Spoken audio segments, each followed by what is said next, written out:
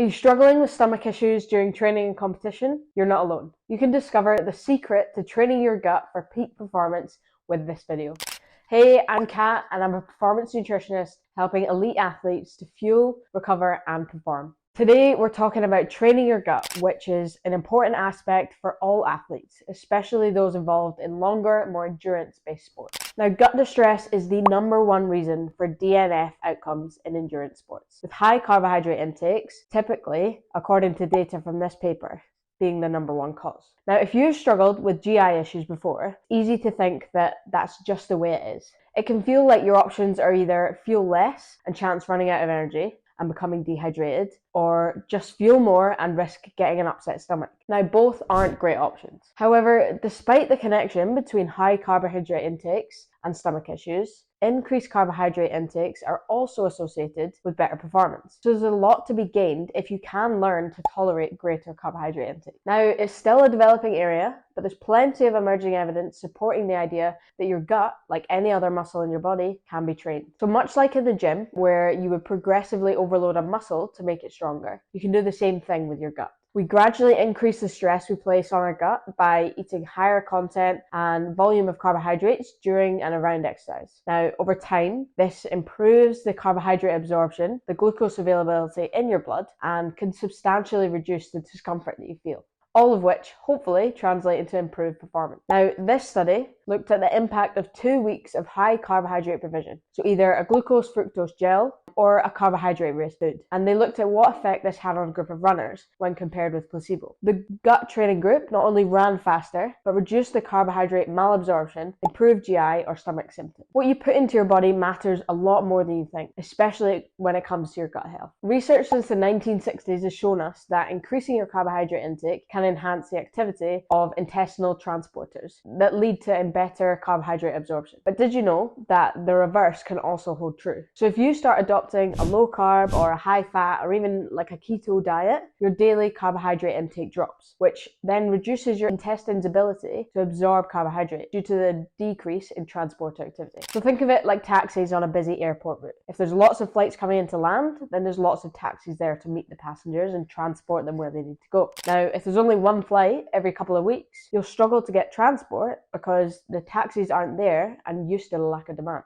Unlike most things in human physiology, our gut is very much adaptable. So much so that it can change in a matter of hours. This means that by consuming more carbs within a short period of time, your gut microbiome can adapt rapidly and start maximizing the absorption rates of food. So how do you actually train your gut? Firstly, starting with an idea of the optimal hourly carbohydrate intake that you'd like to build up to is a really good place to begin. So you should know exactly what you're setting out to achieve before you even start smashing gels on your runs, and then you need to dive to the bushes midway through. This chart from Asker You Can Drop can be a really good place to start. Asker You Can Drop has also suggested that around 5 to 10 weeks of gut training with a frequency of at least once a week is totally appropriate. He suggests picking a longer training session or the session that matches your goal, intensity or duration the closest, and using one of the following techniques to increase your gut's tolerance. This could include training with relatively large volumes of fluid, training immediately after a meal, training with relatively high carbohydrate intake during exercise, or simulating the race with a nutrition plan, increasing the carbohydrate content of the diet. Now, this is a really good starting point, but still doesn't provide much information around quantities or volumes of carbs that we should be consuming. So I want you to meet Aitor Verbe.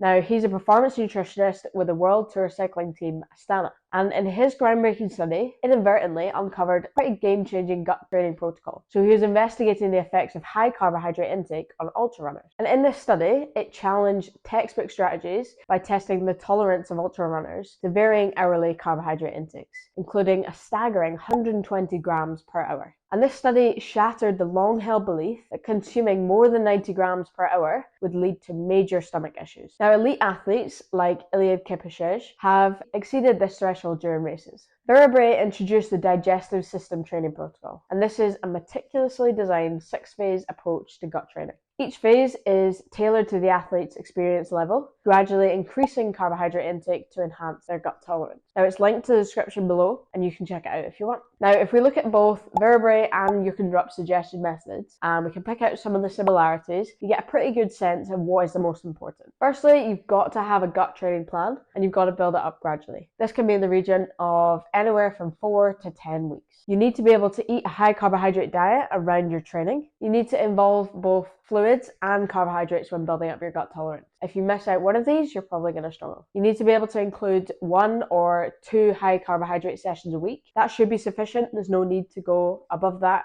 And you need to simulate the race conditions. So that could be the race duration, the intensity, or even the environmental conditions. And you need to practice your nutrition strategy in full at least once leading up to race day. And finally, you need to be able to utilize different types of carbohydrate. So this can be glucose, fructose, and this is so important, especially as you approach higher carbohydrate intake. As a final note, there is a very cool study, a guy called Dr. Trent Stellingworth, and he is a sports scientist and research lead at the Canadian Sports Institute. He investigated the nutrition practices of 3 elite marathon runners back in 2012. So over 16 weeks, athletes underwent 3 distinct training phases to enhance their gut adaptation. From 7 to 16, the focus then shifted towards optimizing their carbohydrate intake, fluid consumption, and trying to increase that during exercise exceeding 2 hours. They gradually increased their intake to maximize their tolerance, aiming for 30 to 60 grams of carbohydrate, 400 to 600 mils of fluid per hour. And they did that 1 to 3 times per week. Now, during the final 4 weeks,